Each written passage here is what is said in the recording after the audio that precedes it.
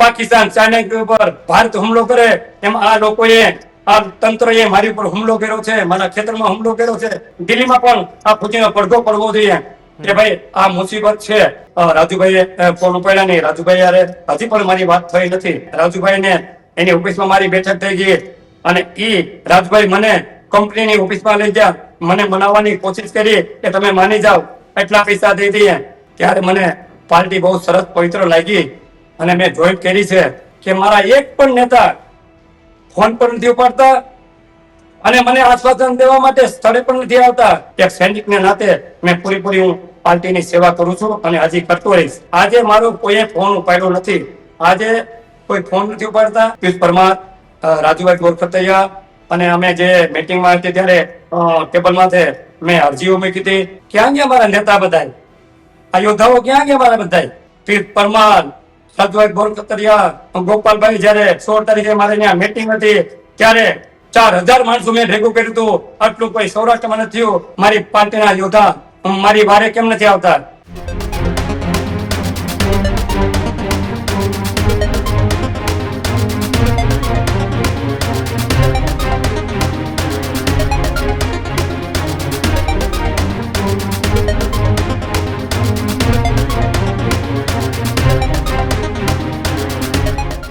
નમસ્કાર, આપ જોઈ રહ્યા છો ન્યૂઝરૂમ ને આપની સાથે હું છું પ્રદીપ.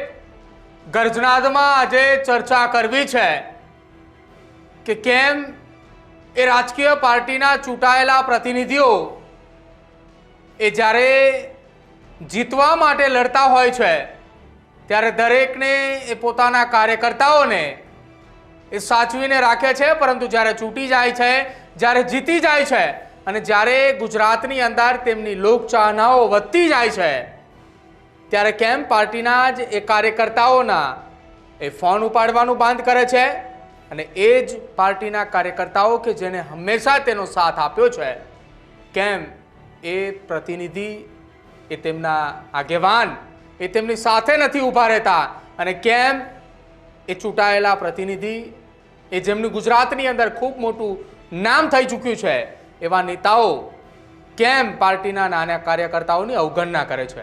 આજે વાત તેની કરવી છે.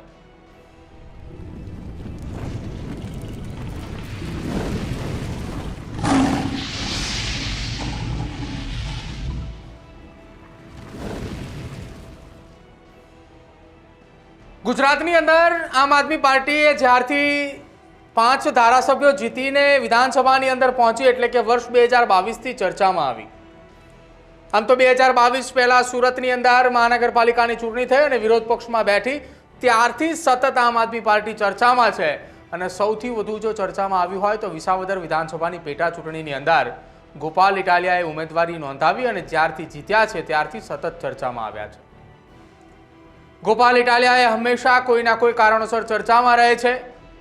ક્યારેક તેમના ઉપર જૂતું ફેંકાવાની ઘટના બને તો ક્યારેક સોશિયલ મીડિયામાં તેમના નામની પોસ્ટ વાયરલ થાય. થોડા દિવસો પહેલા જ એ સોશિયલ મીડિયાના માધ્યમથી એક પોસ્ટ વાયરલ થઈ હતી કે જેમાં તેમના જ રાજકીય પાર્ટીના નેતાઓને ફસાવવાનું ષડયંત્ર હોવાનો આરોપ લાગ્યો હતો. જો કે હવે એ જ ગોપાલ ઇટાલિયા પર આમ આદમી પાર્ટીના કાર્યકર્તા કહી શકાય, આમ આદમી પાર્ટીના સેવક કહી શકાય અને પાર્ટી સાથે વફાદારીથી જોડાયેલા એક વ્યક્તિ કે જેઓ પોતે નિવૃત્ત ફૌજી છે અને તેમની જ જમીનની અંદર સૌની યોજના અંતર્ગત લાઈન નાખવાની કામગીરી ચાલી રહી હતી. એ કામગીરીમાં ધારાસભ્યોને પત્ર લખ્યા, ત્યાંના આગેવાનોને પત્ર લખ્યા. જ્યારે એ વ્યક્તિને જરૂર પડી ચૂંટાયેલા પ્રતિનિધિ તેમના આગેવાનની, ત્યારે આગેવાન એ પાર્ટીના કાર્યકર્તાથી દૂર ભાગતા જોવા મળ્યા.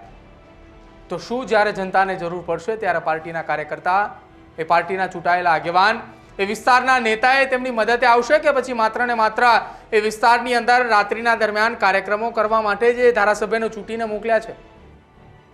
આ સવાલો એટલા માટે થઈ રહ્યા છે કે માળિયાહાટીના વિસ્તારની અંદર સૌની યોજના અંતર્ગત એક લાઈન નાખવાની કામગીરી ચાલી રહી છે અને એ જ કામગીરી દરમિયાન એક નિવૃત્ત ફૌજી કે જેમના ખેતરની અંદરથી પણ સૌની યોજનાની લાઈન નીકળી રહી છે અને તેમણે વિસાવદરના ધારાસભ્ય ગોપાલ ઇટાલિયાને પત્ર લખ્યો.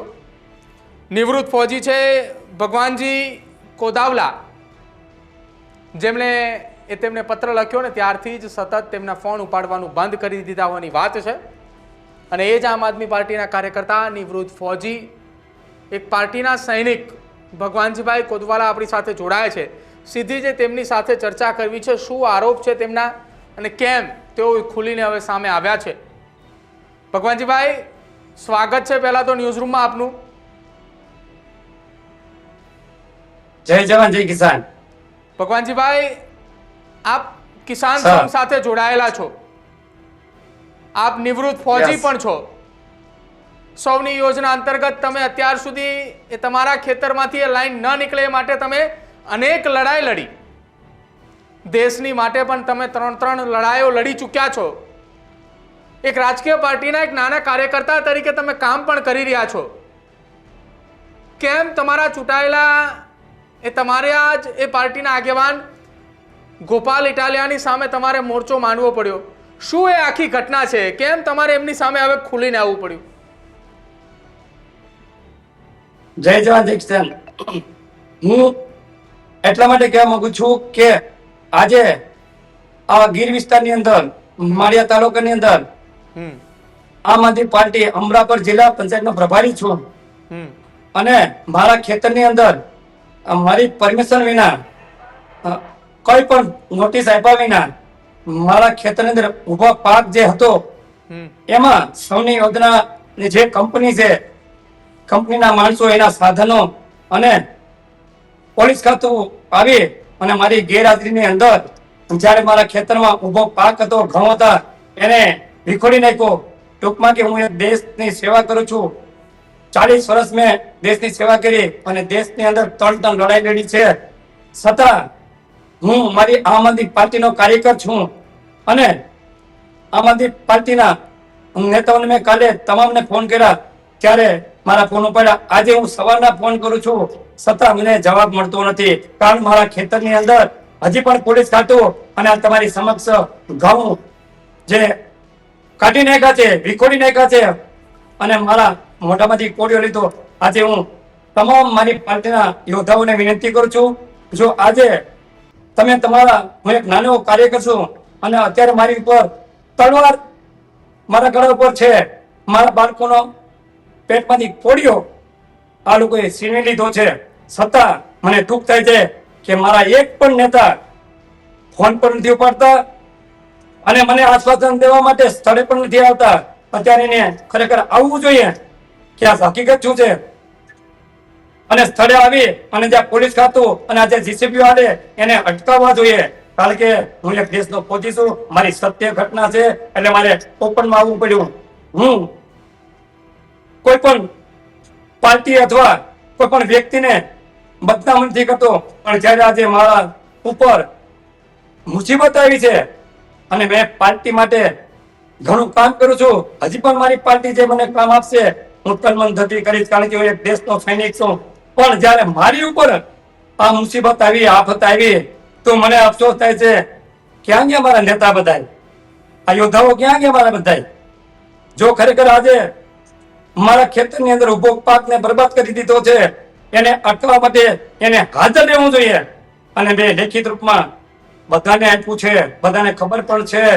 તો માટે હું મારા યોદ્ધાઓને પીર પરમાર, સદભાઈ બોરકતરિયા, ગોપાલભાઈ, જ્યારે 16 તારીખે મારે ત્યાં મીટિંગ હતી ત્યારે 4000 માણસો મેં ભેગું કર્યું હતું. આટલું કોઈ સૌરાષ્ટ્રમાં નથી થયું.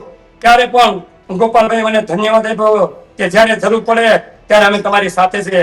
તો આજે હું મારી પાર્ટીને વિનંતી કરું છું કે હવે અત્યારે ક્યાં છો તમે? મારા ફોન કેમ નથી ઉપાડતા? કારણ કે પોલીસ ખાતું પીએસઆઈ વાત કરી તો કે એસપી સાહેબ નો હુકમ છે.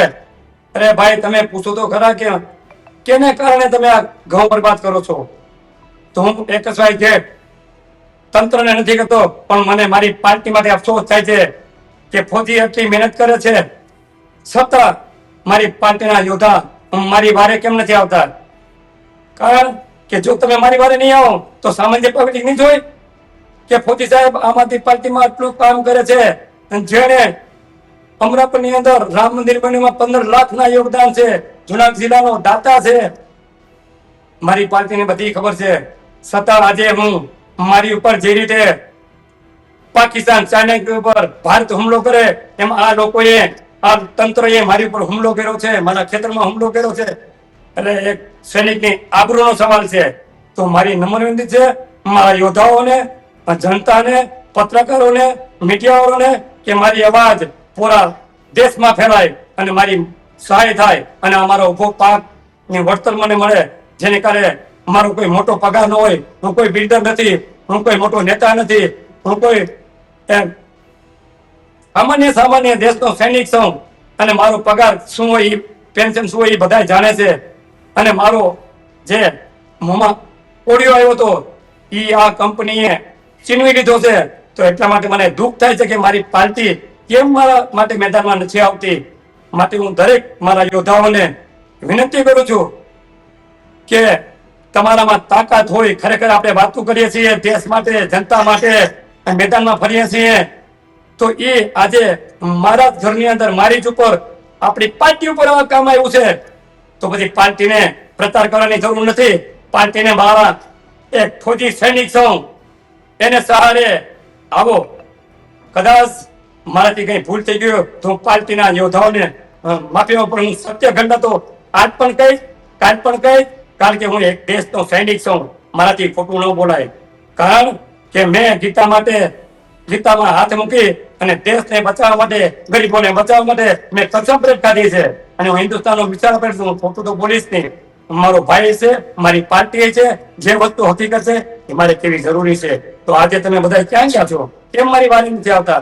માટે જે મારી ઉપર આ બતાવી છે, હું દરેક પત્રકારો અને દરેકને વિનંતી કરું છું કે આ મારો વિડીયો તમામ હરેક વ્યક્તિને પાસે પહોંચવું જોઈએ, કારણ કે જનતાને ખબર પડે કે ભગવાનજીભાઈ, તમે આ નોટિસ તમને કોઈ આપવામાં આવી હતી? તમારા જમીનમાંથી સૌની યોજનાની લાઈન નીકળવાની છે, નોટિસ આપી, નોટિસ આપ્યા બાદ તમે કોઈ રજૂઆત કરી હતી ખરા કે મારો ઊભો પાક છે એ પાક નીકળી જાય એ પછી તમે લાઈન નાખો, એવી કોઈ તમારે વાતચીત થઈ હતી તંત્ર સાથે?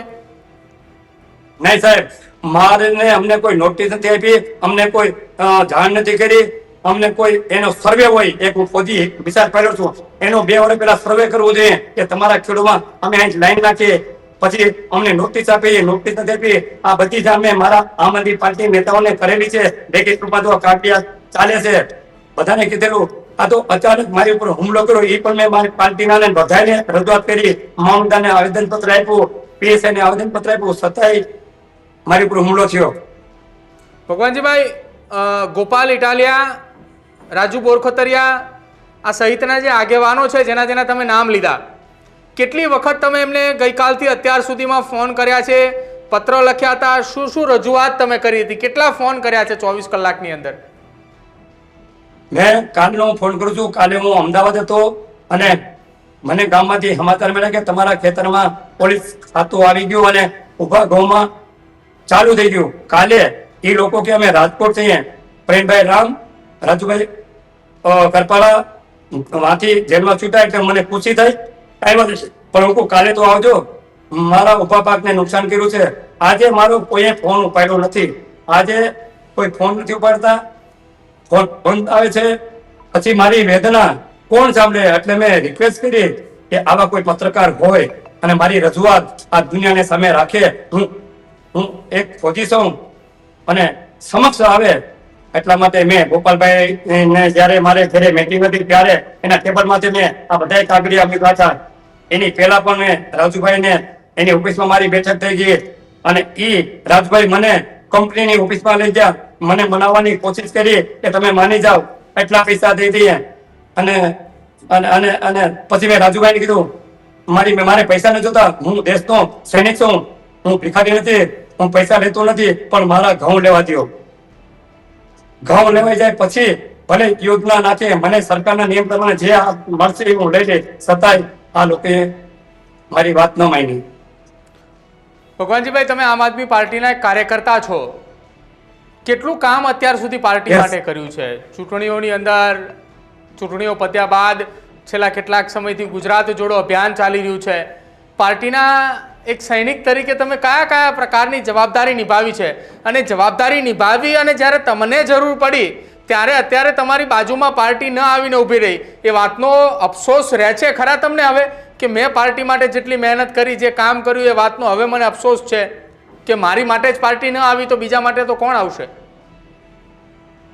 સાહેબ હું એટલું કહેવા માંગુ છું કે જે મારી ઉપર હું પાર્ટીમાં 2021 જયારે નિવૃત્ત છું 2021માં ત્યારે મને પાર્ટી બહુ સરસ પવિત્ર લાગી અને મેં જોઈન કરી છે.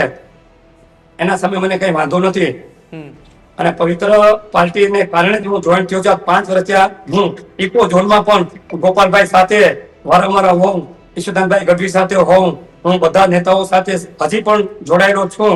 પણ જયારે મારી ઉપર આફત આવી ત્યારે મને અફસોસ થાય છે કે જ્યારે પાકિસ્તાન અમારી પર ચડાઈ કરે અને આપણા સૈનિકો એમ બોતલમાં બેઠા રહે અને ઓલા માથેથી વયા જાય એનો અર્થ કાંઈ નહીં ને.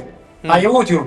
આજે હું પોતે પાર્ટીનો અડીખમ નેતા બની અને દેશનો સૈનિક છું તો આજે ખરેખર મારી સાથે આ કોળીઓ જે મોઢામાં છે કે ઓલા લોકોએ આંચકી લીધો એને નિર્ણય દેવા માટે તો મેદાનમાં આવવું જરૂરી છે. શું કહેશો તમે? છેલ્લા 24 કલાકથી તમારા ફોન નથી ઉપાડી રહ્યા. વિસાવદરના ચૂંટાયેલા ધારાસભ્ય ગોપાલ ઇટાલિયા તમારા સૌરાષ્ટ્રની અંદર અત્યારે આમ આદમી પાર્ટીના સૌથી મોટા નેતા તરીકે એ વ્યક્તિ છે. કેટલી રજૂઆત તમે અત્યાર સુધી કરી છે? પત્ર લખ્યો, પત્રની અંદર તમે શું લખ્યું હતું? ગોપાલ ઇટાલિયાને પત્ર તમે લખ્યો, એ પત્રમાં શું લખ્યું હતું તમે? મેં પત્રમાં એમ લખ્યું હતું, એમાં લખેલું છે કે સાહેબ આ લોકોનો જે સર્વે થયું હતું આનો મેપ અમને બતાવે, આનો સર્વે બતાવે જે કંપનીનું, અને અમને કાંઈ પણ વસ્તુ બતાવી નથી. આનો સરકારનો નિયમ છે કે 2 વર્ષ પહેલા એના મેપ નીકળે કે આ સૌની યોજના ક્યાંથી જ આવી જોઈએ, એના ખેતરમાં જાય, એ ખેડૂતને બધાને ભેગા કરવા જોઈએ અને ત્યાર પછી અમને મેપ બતાવવો જોઈએ. પછી 1 વર્ષ પહેલા એનું માર્કિંગ થાય, એનું માર્કિંગ કરવું પડે કે તમારા ખેતરમાં આટલી જમીન અને આ જગ્યાએથી તમારી પાઇપલાઇન નીકળશે. આ કાગળોમાં બધો સમાવેશ થાય છે. એ કાગળિયા મેં દરેકને મોકલ્યા, મામલતદાર સાહેબ, કલેક્ટર સાહેબ અને પીએસઆઈ ને બધાને મોકલ્યા. મારી પાર્ટીમાં નહીં દરેકને મોકલ્યા છે. એમાં મારો સમાવેશ થાય છે કે તમામ ખેડૂતોને, હું એક નહીં ઘણા ખેડૂતોને બરબાદ કરી દીધા છે આ કંપનીએ. તો તમારી શું રજૂઆત છે? આજે તમે અમારા પ્લેટફોર્મના માધ્યમથી તમે તમારી આખી આ વાત મૂકી, પાર્ટીના જ એક કાર્યકર્તા તરીકે પાર્ટીના મોટા આગેવાનોની સામે તમે આરોપ લગાવ્યા. ઈશુદાન ગઢવીને આ વાતની જાણ છે ખરા આમ આદમી પાર્ટીના પ્રદેશના પ્રમુખને કે અમારા કાર્યકર્તાઓ પર આ પ્રકારની આફત આવી છે, પાર્ટી અત્યારે નથી ઊભી, પાર્ટીના કોઈ નેતા ફોન નથી ઉપાડતા એ મામલે? સાહેબ હું કહી શકું, કારણ કે જે મારા નીચેના જે કાર્યકરો યોદ્ધાઓ છે, પિયુષ પરમાર, રાજુભાઈ ગોરખતૈયા, અને અમે જે મીટિંગમાં હતી ત્યારે ટેબલમાં મેં અરજીઓ મૂકી હતી. એ જો નીચેના કાર્યકરોએ ઈશુદાનભાઈ ગઢવીને મારા વિશે જાણ કરી કે નથી કરી એ મને ખબર નથી. એને કરવી જોઈએ કે હાઈ લેવલ તક કરવી જોઈએ, હાઈ કમાન્ડ તક કરવી જોઈએ, દિલ્હી તક કરવી જોઈએ.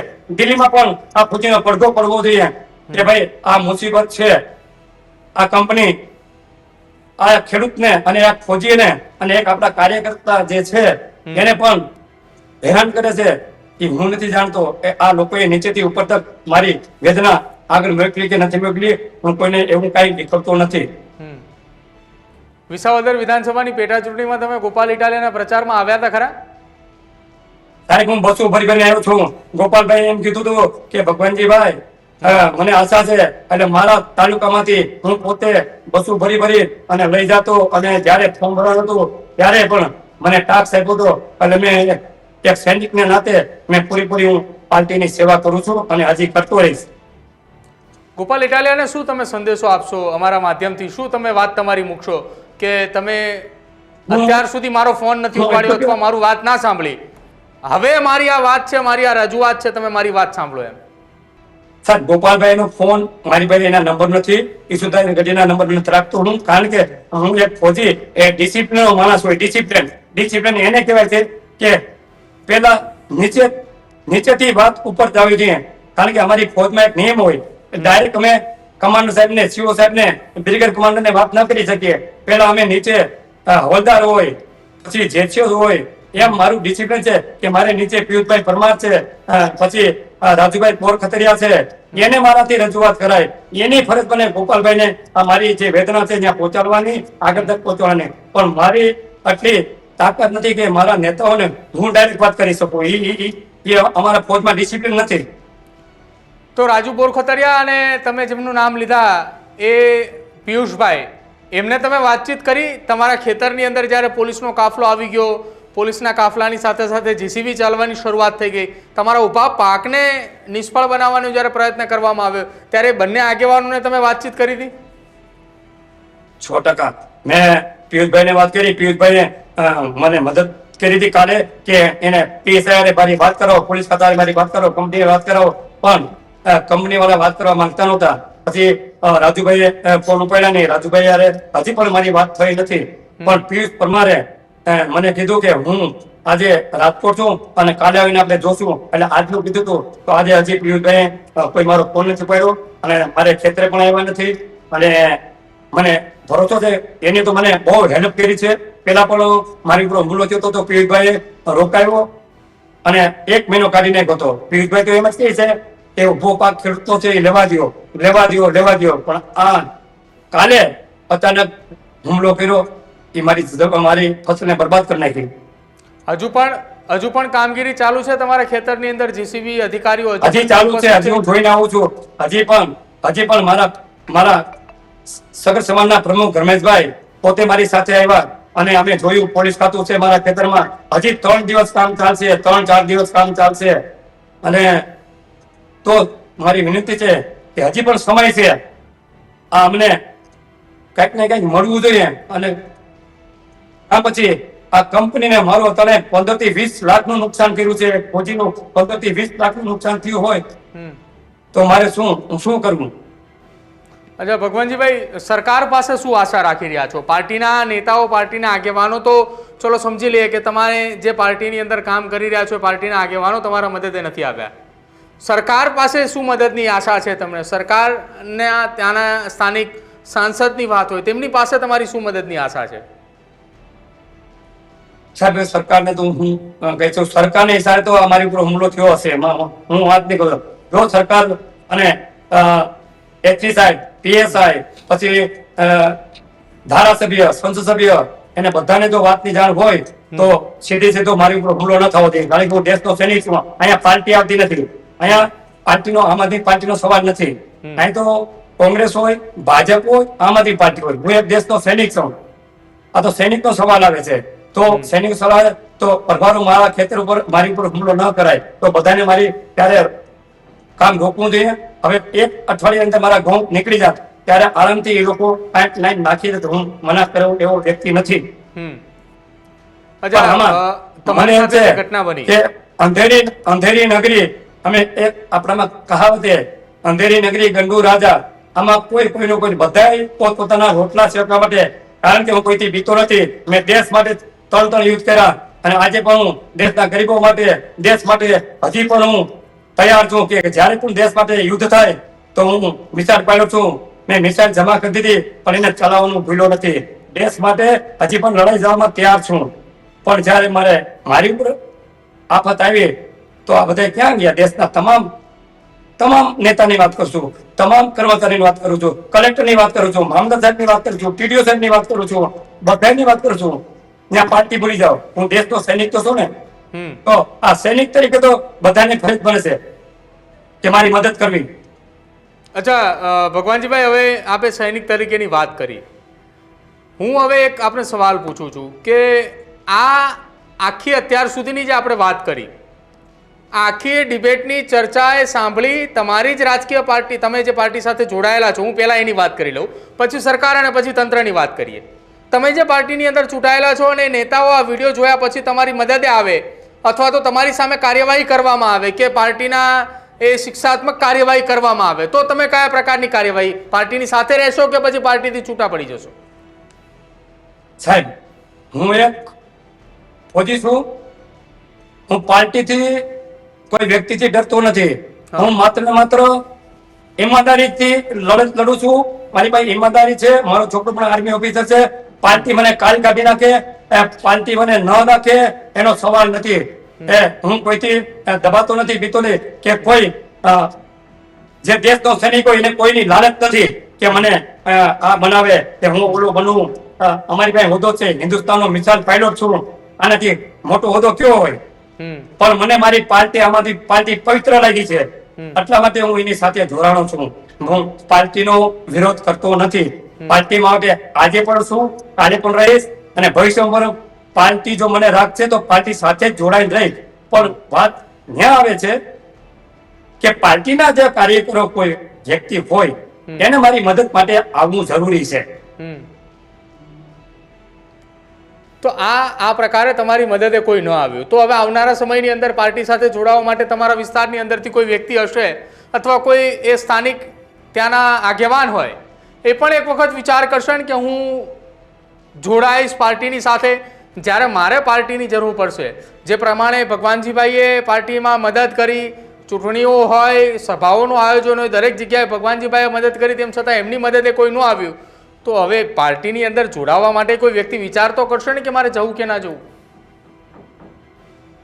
સાહેબ, જ્યાં સુધી પાર્ટી મને નિવૃત્ત એમ કે ભાઈ તમે આ રીતે બોલો છો તો તમને અમે નિવૃત્ત કરવામાં આવે, ત્યાં સુધી તો પાર્ટીને મૂકવાનું જ નથી. પાર્ટી એક મારું હૃદય છે, પાર્ટી છે એક મારું દિલ છે. પાર્ટી નો કોઈ હું વિખોટતો નથી. મને અફસોસ થાય છે કે અમારે રાજુભાઈ બોરખત્રીયાને બધી વાતની ખબર છે.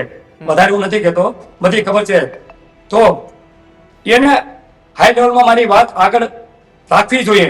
ઈસુદાનભાઈ ગઢવી તક મારી વાત પહોંચાડવી જોઈએ, દિલ્હી તક મારી વાત પહોંચાડવી જોઈએ કે આપણા કાર્યકર છે. આવો વ્યક્તિ નહીં મળે.